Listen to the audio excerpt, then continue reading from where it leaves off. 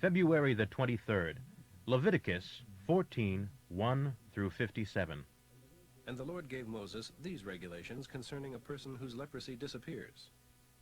The priest shall go out of the camp to examine him.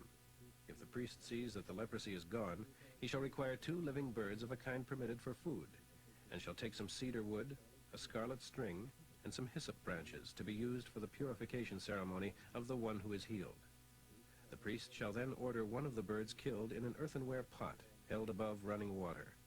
The other bird still living shall be dipped in the blood, along with the cedar wood, the scarlet thread, and the hyssop branch. Then the priest shall sprinkle the blood 7 times upon the man cured of his leprosy, and the priest shall pronounce him cured, and shall let the living bird fly into the open field. Then the man who is cured shall wash his clothes, shave off all his hair, and bathe himself, and return to live inside the camp. However, he must stay outside his tent for 7 days. The 7th day he shall again shave all the hair from his head, beard, and eyebrows, and wash his clothes, and bathe, and shall then be declared fully cured of his leprosy. The next day, the 8th day, he shall take 2 male lambs without physical defect, 1 yearling ewe lamb without physical defect, 10 quarts of finely ground flour mixed with olive oil, and a pint of olive oil. Then the priest who examines him shall place the man and his offerings before the Lord at the entrance of the tabernacle. The priest shall take one of the lambs and the pint of olive oil and offer them to the Lord as a guilt offering by the gesture of waving them before the altar. Then he shall kill the lamb at the place where sin offerings and burnt offerings are killed, there at the tabernacle. This guilt offering shall then be given to the priest for food, as in the case of a sin offering. It is a most holy offering. The priest shall take the blood from this guilt offering and smear some of it upon the tip of the right ear of the man being cleansed, and upon the thumb of his right hand, and upon the big toe of his right foot. Then the priest shall take the olive oil and pour it into the palm of his left hand, and dip his right finger into it, and sprinkle it with his finger 7 times before the Lord. Some of the oil remaining in his left hand shall then be placed by the priest upon the tip of the man's right ear, and the thumb of his right hand, and the big toe of his right foot, just as he did with the blood of the guilt offering. The remainder of the oil in his hand shall be used to anoint the man's head. Thus the priest shall make atonement for him before the Lord. Then the priest must offer the sin offering, and again perform the rite of atonement for the person being cleansed from his leprosy.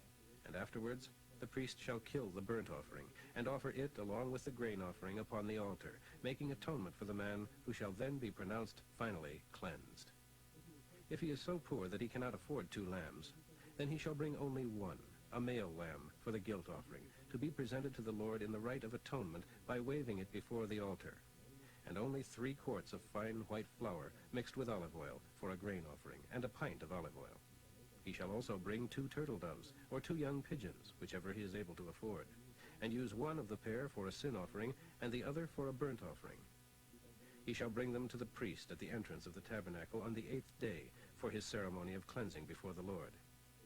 The priest shall take the lamb for the guilt offering and the pint of oil, and wave them before the altar as a gesture of offering to the Lord.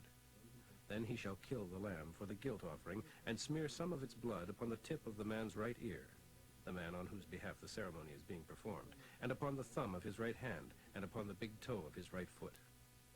The priest shall then pour the olive oil into the palm of his own left hand, and with his right finger he is to sprinkle some of it 7 times before the Lord.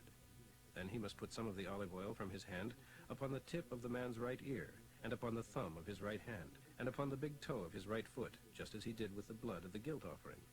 The remaining oil in his hand shall be placed upon the head of the man being cleansed, to make atonement for him before the Lord.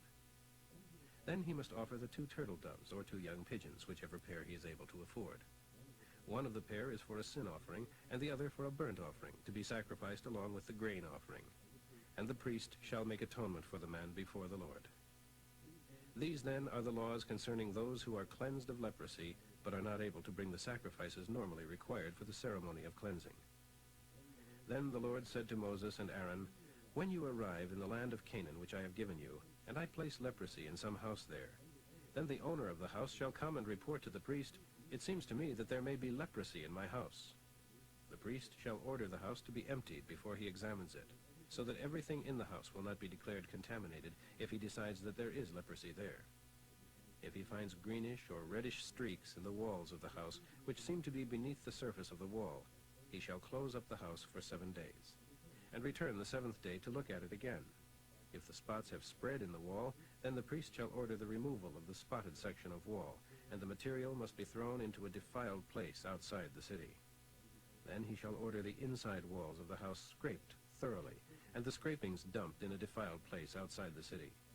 Other stones shall be brought to replace those that have been removed, new mortar used, and the house replastered. But if the spots appear again, the priest shall come again and look, and if he sees that the spots have spread, it is leprosy, and the house is defiled. Then he shall order the destruction of the house. All its stones, timbers, and mortar shall be carried out of the city to a defiled place. Anyone entering the house while it is closed shall be defiled until evening. Anyone who lies down or eats in the house shall wash his clothing. But if, when the priest comes again to look, the spots have not reappeared after the fresh plastering, then he will pronounce the house cleansed, and declare the leprosy gone. He shall also perform the ceremony of cleansing, using 2 birds, cedar wood, scarlet thread, and hyssop branches. He shall kill one of the birds over fresh water in an earthenware bowl, and dip the cedar wood, hyssop branch, and scarlet thread, as well as the living bird, into the blood of the bird that was killed over the fresh water, and shall sprinkle the house 7 times. In this way the house shall be cleansed. Then he shall let the live bird fly away into an open field outside the city. This is the method for making atonement for the house and cleansing it. These then are the laws concerning the various places where leprosy may appear, in a garment or in a house, or in any swelling in one's skin, or a scab from a burn, or a bright spot. In this way you will know whether or not it is actually leprosy. That is why these laws are given. Mark 6:30 through 56. The apostles now returned to Jesus from their tour, and told him all they had done and what they had said to the people they visited. Then Jesus suggested, "Let's get away from the crowds for a while and rest." For so many people were coming and going that they scarcely had time to eat. So they left by boat for a quieter spot. But many people saw them leaving and ran on ahead along the shore and met them as they landed. So the usual vast crowd was there as he stepped from the boat. And he had pity on them because they were like sheep without a shepherd, and he taught them many things they needed to know. Late in the afternoon, his disciples came to him and said, "Tell the people to go away to the nearby villages and farms and buy themselves some food. For there is nothing to eat here in this desolate spot, and it is getting late." But Jesus said, "You feed them." With what? It would take a fortune to buy food for all this crowd. "How much food do we have?" he asked. "Go and find out." They came back to report that there were 5 loaves of bread and 2 fish. Then Jesus told the crowd to sit down, and soon colorful groups of 50 or 100 each were sitting on the green grass. He took the 5 loaves and 2 fish, and looking up to heaven, gave thanks for the food. Breaking the loaves into pieces, he gave some of the bread and fish to each disciple to place before the people. And the crowd ate until they could hold no more. There were about 5,000 men there for that meal, and afterwards 12 basketfuls of scraps were picked up off the grass. Immediately after this, Jesus instructed his disciples to get back into the boat and strike out across the lake to Bethsaida, where he would join them later. He himself would stay and tell the crowds goodbye and get them started home. Afterwards, he went up into the hills to pray. During the night, as the disciples in their boat were out in the middle of the lake, and he was alone on land, he saw that they were in serious trouble, rowing hard and struggling against the wind and waves. About 3 o'clock in the morning, he walked out to them on the water. He started past them, but when they saw something walking along beside them, they screamed in terror, thinking it was a ghost, for they all saw him. But he spoke to them at once. "It's all right," he said. "It is I. Don't be afraid." Then he climbed into the boat, and the wind stopped.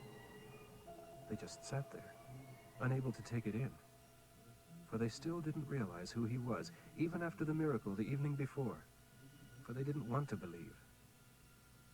When they arrived at Gennesaret on the other side of the lake, they moored the boat and climbed out.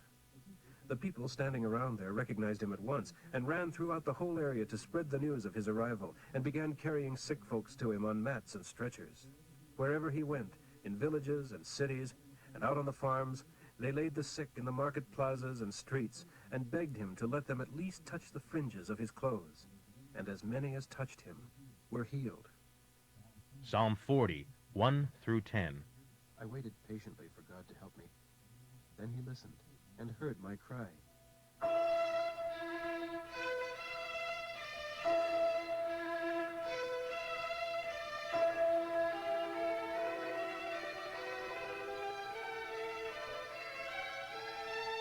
He lifted me out of the pit of despair, out from the bog and the mire, and set my feet on a hard, firm path, and steadied me as I walked along. He has given me a new song to sing, of praises to our God.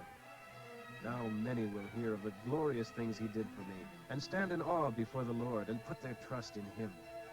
Many blessings are given to those who trust the Lord, and have no confidence in those who are proud or who trust in idols.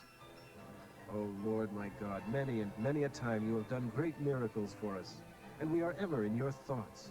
Who else can do such glorious things? No one else can be compared with you. There isn't time to tell of all your wonderful deeds. It isn't sacrifices and offerings which you really want from your people. Burnt animals bring no special joy to your heart. But you have accepted the offer of my lifelong service. Then I said, see, I have come, just as all the prophets foretold. And I delight to do your will, my God, for your law is written upon my heart. I have told everyone the good news that you forgive men's sins. I have not been timid about it, as you well know, O Lord. I have not kept this good news hidden in my heart, but have proclaimed your loving kindness and truth to all the congregation. Proverbs for today, 10, 11 through 12. There is living truth in what a good man says, but the mouth of the evil man is filled with curses. Hatred stirs old quarrels, but love overlooks insults.